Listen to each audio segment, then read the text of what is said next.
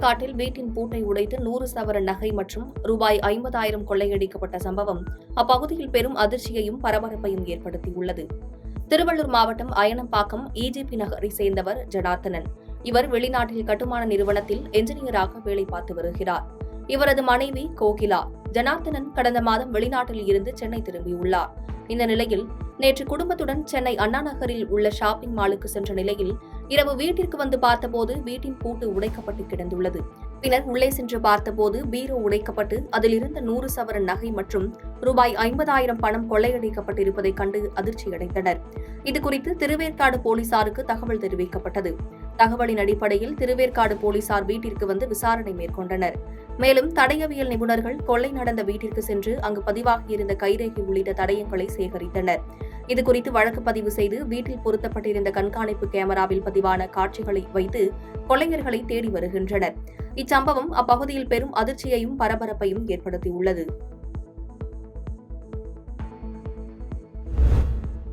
சென்னை திருவான்மியூரில் உள்ள மருந்தீஸ்வரர் கோவிலில் கோபுரத்தில் தூய்மைப் பணியில் ஈடுபட்டவர் தவறி விழுந்து உயிரிழந்த நிகழ்வு பரபரப்பை ஏற்படுத்தியுள்ளது.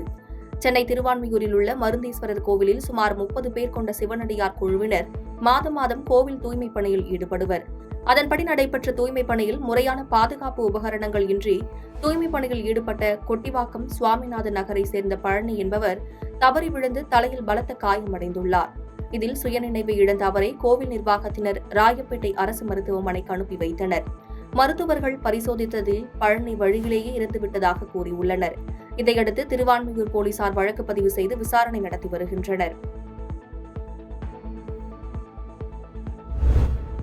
உடல்நலம் பாதிக்கப்பட்டு மருத்துவ சிகிச்சையில் இருந்த மகன் இறந்த துயரத்தை தாங்க முடியாமல் தாய் தூக்கிட்டு தற்கொலை செய்து கொண்ட சம்பவம் அதிர்ச்சியை ஏற்படுத்தியுள்ளது.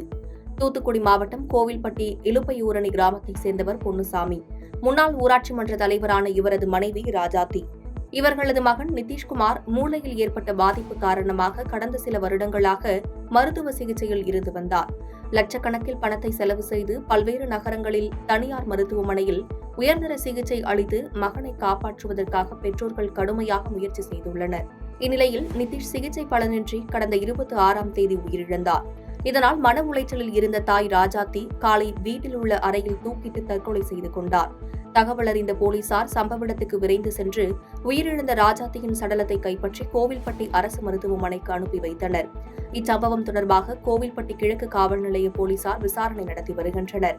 மகன் நிதிஷ்குமாரை பறிகொடுத்த துக்கத்தை தாங்காமல் ராஜாத்தி தூக்கிட்டு தற்கொலை செய்து கொண்ட சம்பவம் அப்பகுதியில் சோகத்தை ஏற்படுத்தியுள்ளது.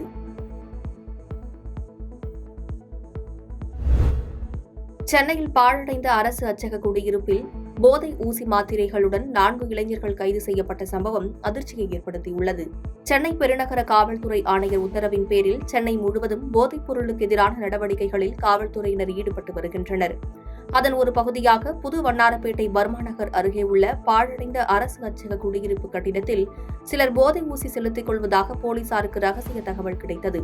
இதனையடுத்து புது வண்ணாரப்பேட்டை ஆய்வாளர் கிருஷ்ணராஜ் தலைமையில் போலீசார் சம்பவ இடத்துக்கு விரைந்து சென்று சோதனை செய்தனர்.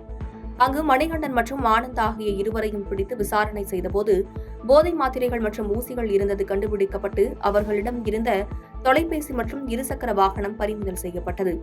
மேலும் விசாரணையில் முகமது ஆஷிக், ஜாவித் ஷரீப் ஆகியோரை சோதனை செய்தனர். அவர்களிடமும் போதை மாத்திரைகள் மற்றும் போதைப் பொருட்கள் இருந்தது கண்டுபிடிக்கப்பட்டு அவர்களது இருசக்கர வாகனம் மற்றும் செல்போனும் பறிமுதல் செய்யப்பட்டது. இவர்கள் இதற்கென வாட்ஸ்அப் குழு ஒன்றை அமைத்து போதைப் பொருள் வாங்கியதும் கண்டுபிடிக்கப்பட்டது. மேலும் இந்த போதைப் பொருள் விற்பனையில் ஈடுபட்ட மேலும் ஒருவரை போலீசார் தேடி வருகின்றனர். ராணிப்பேட்டையில் தோல் தொழிற்சாலை கூலி தொழிலாளர் வீட்டில் நள்ளிரவில் 12 சவரன் தங்க நகை கொள்ளையடிக்கப்பட்ட சம்பவம் அதிர்ச்சியை ஏற்படுத்தியுள்ளது. ராணிப்பேட்டை மாவட்டம் திமிரி ஒன்றியத்திற்குட்பட்ட கலவை அடுத்த நல்லூர் பகுதியைச் சேர்ந்தவர் தேவன். தனியார் தோல் தொழிற்சாலையில் கூலி வேலை செய்து வரும் இவருக்கு ஜெகதீஸ்வரி என்ற மனைவியும் ஒரு மகன் 2 மகள்கள் உள்ளனர்.